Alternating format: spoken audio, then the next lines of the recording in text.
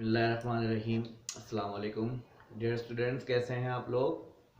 आज मैं second year का चैप्टर 17 का एक टॉपिक लाया हूँ, मॉडर्न फिजिक्स का, क्वांटम मैकेनिक्स का, पेयर प्रोडक्शन। तो आज हम इस पर बात करेंगे। जी बेटा, जैसे कि आप जानते हैं कि चैप्टर नंबर 17 में एक टॉपिक है हमारे पास पेयर प्रोडक्शन का, एडवेंट ऑफ मॉडर्न फिजिक्स में, चैप्टर 17 में।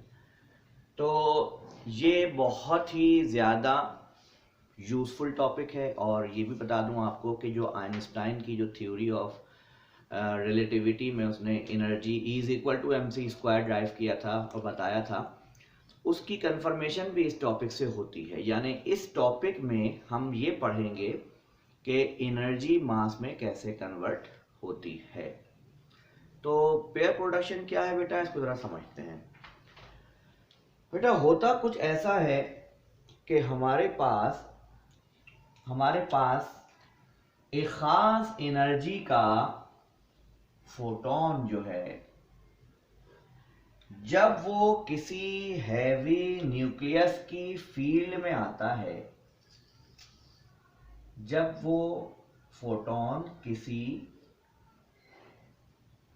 हैवी न्यूक्लियस की फील्ड में आता है, और बाज़ किताबों में ऐसा लिखा हुआ होता है, या बाज़ किताबों में ऐसे भी समझाते हैं बच्चों को कि जब कोई फोटोन, कोई ख़ास एनर्जी का फोटोन हैवी न्यूक्लियस से टकराता है, कोलाइड करता है, ये आपके पास इंसिडेंट फोटोन है।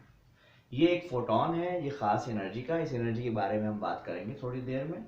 और ये फोटोन एक हैवी न्यूक्लियस की फील्ड में आया, तो हमारा ऑब्जर्वेशन ये है कि ऐसा जब फोटोन किसी न्यूक्लियस की फील्ड में आता है तो वो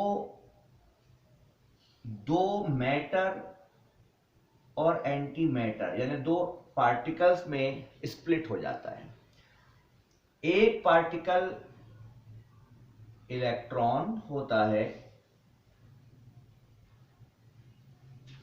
और दूसरा इसका एंटी होता है, जिसे हम पॉजिट्रॉन कहते हैं। और after production they move in opposite direction. और जब ये फोटोन इलेक्ट्रॉन और पॉजिट्रॉन के पेयर में कन्वर्ट होता है, तो ये दोनों जो पार्टिकल्स हैं वो ऑपोजिट डायरेक्शन में मूव कर जाते हैं। ऑपोजिट डायरेक्शन में मूव करने की वजह यह है कि अल्लाह ताला ने कुछ चीज़ें दुनिया में कंजर्व रखी हैं। तो to keep the momentum conserve, system का मोमेंटम कंजर्व करने के लिए दो पार्टिकल जनरेट होते हैं और दोनों डायरेक्शन में, अविद डायरेक्शन में मूव कर जाते हैं। इस तरह सिस्टम का मोमेंटम कंजर्व रहता है। पॉजिट्रॉन के बारे में आप लोग ज़्यादा कुछ शायद ना जानते हो, क्योंकि पॉजिट्रॉन ये पहला एंटी मैटर है जिसका जिक्र ज़्यादा किताबों में आपके सिलेबस तक नहीं आया। लेकिन याद रखिएगा, हमारी नई रिसर्च जो है, जदीद साइंस ये कहती है कि जिस तरह से हमारी दुनिया में मैटर एग्जिस्ट करता है, इस तरह हमारे यूनिवर्स में उसका एंटी मैटर भी एग्जिस्ट करता है।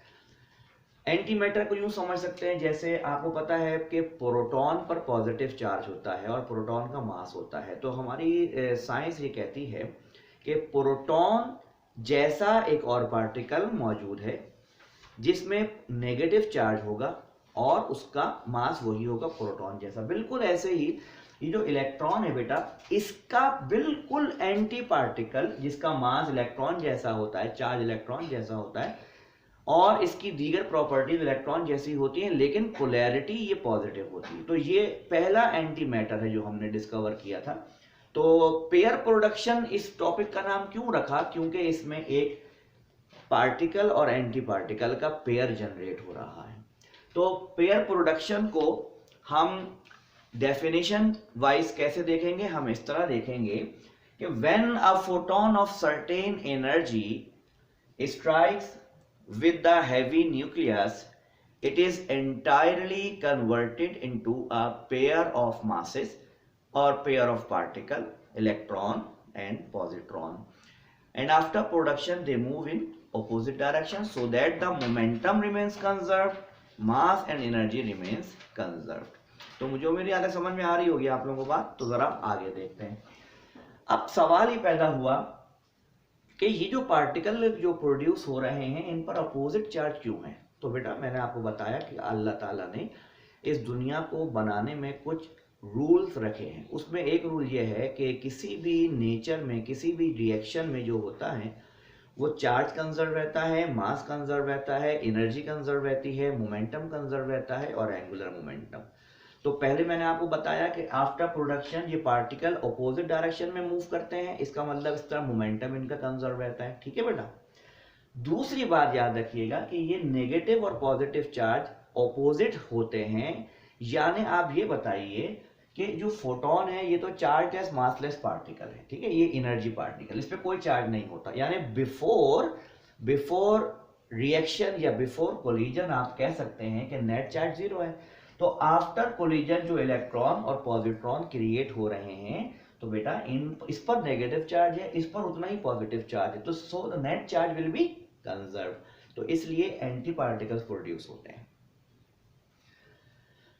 इसी तरीके से मोमेंटम भी कंजर्व रहा, चार्ज भी कंजर्व है, मैंने आपको समझा दिया। अब एक चीज और याद रखिएगा, मास और एनर्जी कंजर्व रहती है। देखें ओल्ड थ्योरी क्लासिकल फिजिक्स के मुताबिक energy neither be created not be destroyed but can change from one form to other form. ये law of conservation of energy, ये बिल्कुल ठीक है, लेकिन आइंस्टाइन ने इसको थोड़ा सा चेंज करी। आइंस्टाइन ने ये बताया कि एनर्जी और मास टोटल मिला के कंजर्व रहते हैं, यानी अगर कहीं से हमें ऐसा लग रहा है कि मास कहीं से डिसअपियर हो गया है, कहीं से मास डिफेक्ट कहते हैं इसको, मास गायब हो गया, तो आइंस्टाइन बताता है कि वो मास जरूर एनर्जी में कन्वर्ट हो गया, या कहीं से अगर मास आ गया है तो वो जरूर एनर्जी से आया है।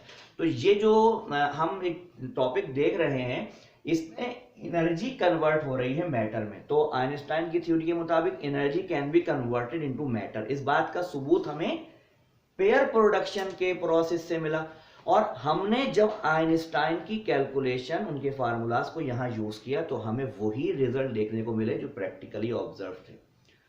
तो हमें मालूम हुआ कि यस, आइंस्टाइन सही कहते थे कि एनर्जी जो है वो मैटर में कन्वर्ट हो सकती है, मैटर एनर्जी में।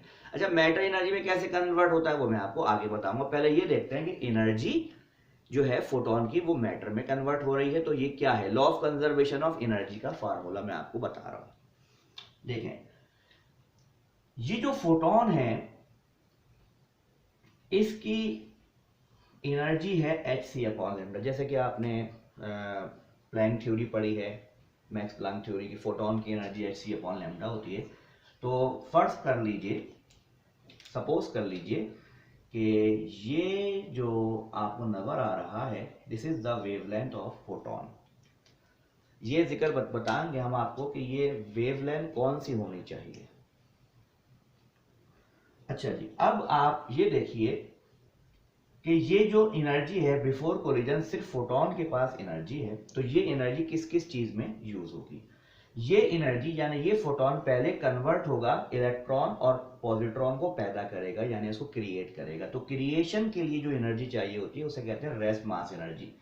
तो हमें m0c², ये रेस्ट मास ऑफ इलेक्ट्रॉन है, और m0c², ये जो एनर्जी है rest mass energy of positron है। मास इलेक्ट्रॉन का और पॉजिट्रॉन का सेम होता है और ये रेस्ट मास एनर्जी है।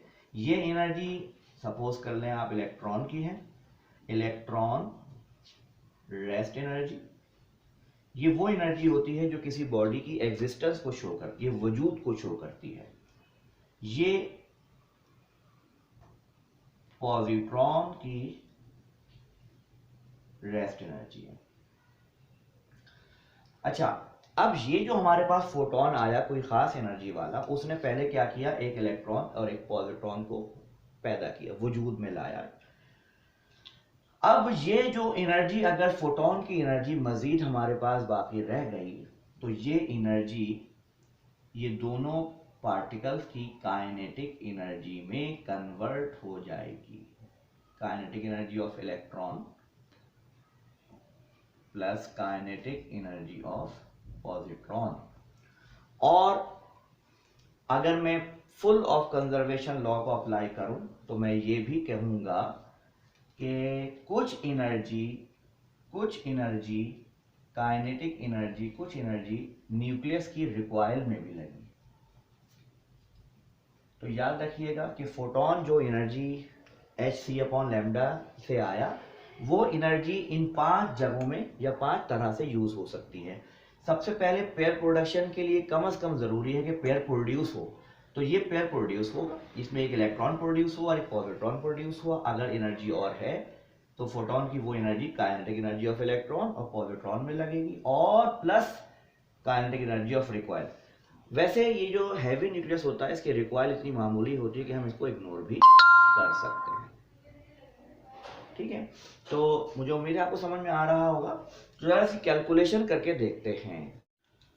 तो हमने जैसे कि कहा कि जो फोटोन है वो पेयर प्रोडक्शन में यूज हो रहा है, तो हम ये चेक करते हैं कि हमें वो कौन सा फोटोन है जो पेयर प्रोडक्शन में यूज होता है या यूज होगा, यानी हर फोटोन तो ये काम नहीं कर सकता। तो हम देखते हैं जरा इसको।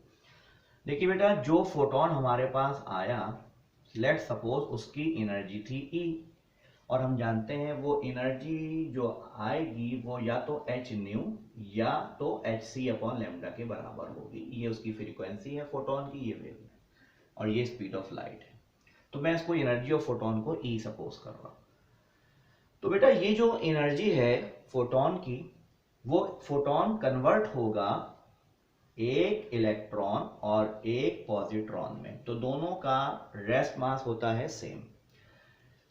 ये सपोज कर लीजिए कि फर्ज कर लेते हैं कि हमारे पास सिर्फ मिनिमम एनर्जी का फोटोन आ रहा है जो कि पेयर प्रोडक्शन के लिए जरूरी है।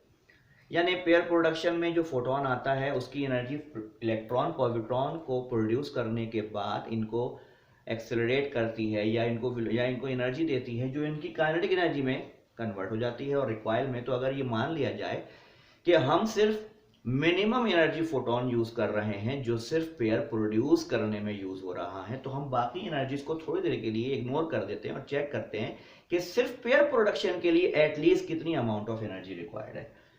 तो इससे पता चला कि ये दोनों चूंकि सेम है तो ये बन गया 2m0c²।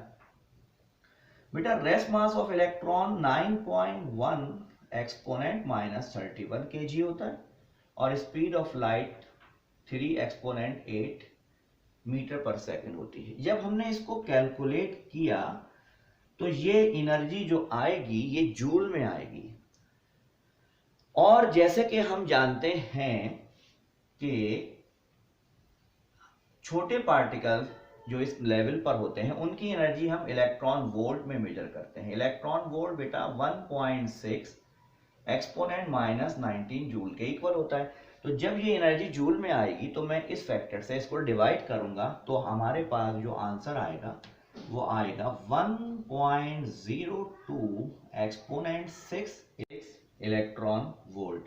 यानी ये एनर्जी इलेक्ट्रॉन वोल्ट में बनेगी 1.02 मेगा इलेक्ट्रॉन वोल्ट या मिलियन इलेक्ट्रॉन वोल्ट। तो हमें ये पता चला कि पेयर प्रोडक्शन के लिए जो मिनिमम एनर्जी फोटोन रिक्वायर्ड है वो कितनी एनर्जी का होना चाहिए, 1.02 मेगा इलेक्ट्रॉन वोल्ट। तो ये जो फोटोन है, ये फोटोन जो ये एनर्जी रखेगा बेटा वो फोटोन होगा गैमा रे का फोटोन। इसका मतलब ये है कि पेयर प्रोडक्शन के लिए जो सुटेबल फोटोन है वो गैमा रे का होगा, और गैमा रे इस वक्त हमारी अर्थ पर सबसे ज़्यादा एनर्जेटिक रेज है हमारी स्पेक्ट्रम में। इससे ज़्यादा एनर्जी के लिए कॉस्मिक रेज होती हैं, समावी शुआएं कहते हैं जिनको, वो ओजोनोस्फीयर से रिफ्लेक्ट बैक हो जाती हैं। तो इस वक्त हमारी ज़मीन पर गैमा रे जो है ये भी एक रेडियो एक्टिव रेडिएशन है, तो इसको भी हैंडल करना मुश्किल काम होता है, जाहिर है। तो इसका मतलब आप ये जान गए होंगे कि why electron and positron are created, why not electron and proton are created, because proton का मास बहुत ज्यादा होता है, इलेक्ट्रॉन के मास से 1836 टाइम्स ज्यादा होता है। तो बेटा हमें प्रोटॉन पैदा करने के लिए जो एनर्जी चाहिए वो कई गुना ज्यादा है। इसलिए जो हमारी ऑब्जर्वेशन में आया वो एक इलेक्ट्रॉन और एक पॉजिट्रॉन का वजूद आया। तो हमें ये पता चला कि जो एनर्जी हम यूज करेंगे पेयर प्रोडक्शन में या जो फोटोन यूज होगा, जब मैं आपसे कह रहा था ना खास एनर्जी फोटोन, तो वो खास एनर्जी फोटोन गैमा रे का होना चाहिए। गैमा रे के अलावा कोई अगर और फोटोन यूज हुआ तो वो हम उसमें पेयर प्रोडक्शन ऑब्जर्व नहीं हो सकता। अच्छा, पेयर प्रोडक्शन की एटलीस्ट ये एनर्जी चाहिए, इससे ज़्यादा भी हो सकती है, इससे कम एनर्जी वाला फोटोन जो है अगर गैमा रे का होगा तो वो पेयर प्रोडक्शन में यूज नहीं होगा।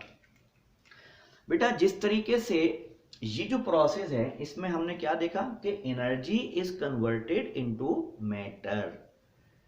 बेटा बिल्कुल कुदरती तौर पे अल्लाह ताला ने इसका एक रिवर्स प्रोसेस भी रखा है which is called annihilation of matter. आपको पता है ये दुनिया एक बिग बैंग थ्योरी यानी एक पटाखे से वजूद में आई जो कहते हैं, तो ये बिग बैंग थ्योरी का जो कॉन्सेप्ट है वो भी यही है कि एक इलेक्ट्रॉन यानी एक मैटर और एक एंटी मैटर आपस में फ्यूज हुए तो एनर्जी क्रिएट हुई।